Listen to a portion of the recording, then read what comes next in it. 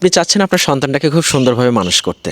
আপনার সন্তানটা যদি ২০০০ সালের পরে জন্ম হয়ে থাকে, তাহলে আপনি তো অবশ্যই ২০০০ সালের আগের, তাই না? আপনি তো অবশ্যই আগের জেনারেশন।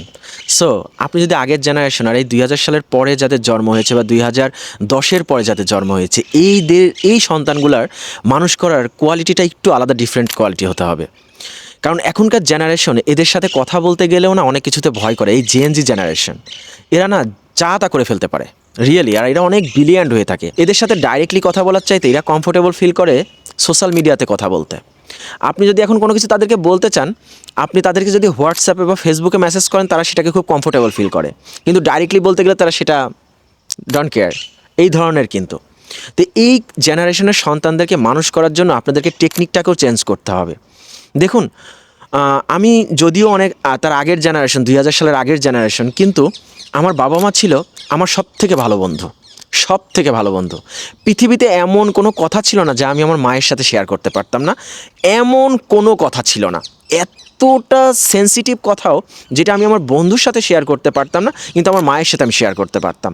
যে কোনো কিছু, লাইক যে কোনো একটা মেয়েকে ভালো লেগেছে, ওকে ফাইন, আমি আমার মাকে বলে দিয়েছি। আমার আম্মু এত চালাক ছিল, তিনি আলহামদুলিল্লাহ সে এত চালাক ছিল, আমি মাঝে মাঝে এখন চিন্তা করি কী লেভেলের চালাক ছিল তিনি।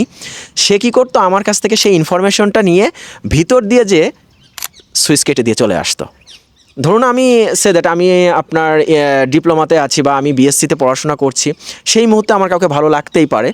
সো আমি বলেছি, আম্মু এটাকে তো ভালো লেগেছে, বিষয়টা তো খুব ভালো লেগেছে, বা ইউনিভার্সিটি। সে কী করেছে, ও তাই, ওয়াও, তুমি ওর নাম্বারটা আমাকে দাও। নাম্বারটা যদি তার কাছে দেয়া গেছে, সে ভিতর থেকে যে জিনিসটাকে অ্যানালাইসিস করার চেষ্টা করেছে, যদি আমার জন্য কমফোর্টেবল ফিল হয়েছে, সে বলেছে, কিন্তু 99.99% সে কী করেছে, সেটাকে কেটে দিছে। তার মানে কি, আমাকে যাতে সামনের দিকে আগিয়ে যেতে পারি এবং আমিও যাতে আবার কোনো আঘাত না পাই। আমার কিন্তু টোটালি অ্যারেঞ্জ ম্যারেজ, কারণ সে কাটতে কাটতে জীবনে এত কাটাই কাটছে যে জীবনের লাভ ম্যারেজটা আমার হয়নি। সো আমি যখন সুইজারল্যান্ডে পড়াশোনা করতে এসেছিলাম, আমি যখন সুইজারল্যান্ডে ছিলাম, তখন টোটালি আমার ফোনের মাধ্যমে বিয়ে হয়, তাও তার জেদের উপরেই। সে ফোন দিয়ে ডাইরেক্টলি আমাকে বলে দেয় যে একে ছাড়া কাউকে বিয়ে করা যাবে না। সো আমার মা ছিল এই ধরনের। এখন আপনি যদি এই ধরনের ট্রিট এই যুগের জেনারেশনের ছেলেদের সাথে করতে আসেন, মেয়ের সাথে করতে আসেন, নো, তারা কিন্তু এটা মেনে নেবে না। সো আপনাকে কীভাবে তাহলে তাদের সাথে ট্রিট করতে হবে, এর থেকে আরও অ্যাডভান্স লেভেলে, আরও আপনাকে এক ধাপ আগায়, যে তারা যদি চলে ঢালে ঢালে, আপনাকে চলতে হবে পাতায় পাতায়। আপনাকে ঘুম আসলে হবে না, আপনি ঘুম এসে গেলে পরে আপনার সন্তান মানুষ হবে না। কারণ আপনি যখন ঘুম এসে গেছেন, সে তার রুমে দরজা বন্ধ করে দিয়ে সে পৃথিবী ঘুরে চলে আসতেছে। আপনি ভাবতেছেন আপনার মেয়ের ছেলে রুমের ভিতরে ঘুমাচ্ছে, কিন্তু তারা তো সেই রুমে নাই, তারা সেই পুরো পৃথিবী ঘুরে ফেলতেছে।